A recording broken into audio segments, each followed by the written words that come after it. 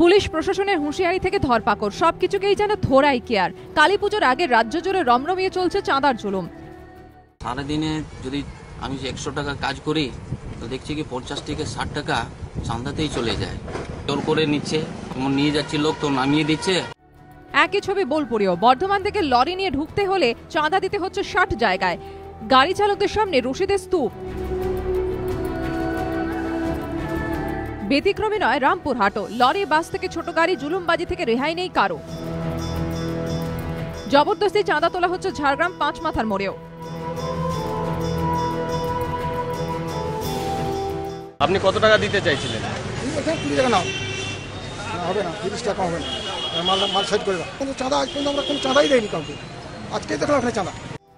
6 নম্বর জাতীয় সড়কের ওপর পাঁশকুড়ার রাতুলিয়াতেও বেপরোয়া পুজো উদ্যোক্তারা। রাস্তার উপরে লাঠি টাঠি নিয়ে দাঁড়াচ্ছে, 2500 টাকার কোনো চাঁদা নেই। প্রশাসন ঠিক থাকলে কি এই অবস্থায় রাস্তায় জুলুম হয়? তাই পালাবেন, মারধর মোটর বাইক নিয়ে ছুটিয়ে ধরবে। তমলুক থানার সামনেও একই রকম উদ্ধত চাঁদা আদায়কারীরা।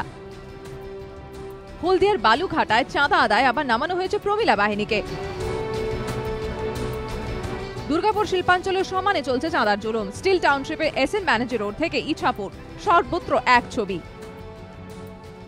চাঁদা যে এত জোর জুলুম রাস্তাঘাটে বলা মতো না, যেটা ওরা চাইবে সেটাই দিতে হবে, না দিয়ে দাঁড় করিয়ে দিন, টাইমিং আমরা পৌঁছাতে পারছি না। রানীগঞ্জের মহাবীর কলিয়ারি সংলগ্ন এলাকার পাশাপাশি ভোর থেকে জোর করে চাঁদা আদায় চলছে 60 নম্বর জাতীয় সড়কের বাইপাসে।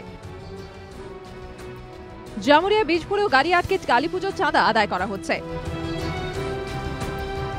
উত্তর 24 পরগনার বিভিন্ন জায়গাতেও বেপরোয়া চাঁদা আদায়কারীরা। বাগদা দত্তফুলিয়া রোডের একাধিক জায়গায় এই ছবি। জুলুমের ছবি বনগাঁ দত্তফুলিয়া রোডে নাটাবেরিয়াতেও। বেশ কিছু ক্ষেত্রে কড়া পদক্ষেপ নিচ্ছে পুলিশ প্রশাসন। গাড়ি আটকে জোর করে চাঁদা তোলায় হাবড়ার কুমড়ো তেঁতুলতলা বাসিন্দা এক যুবককে গ্রেফতার করেছে পুলিশ, কিন্তু তারপরেও ছবিটা বদলায়নি। এবিপি আনন্দ।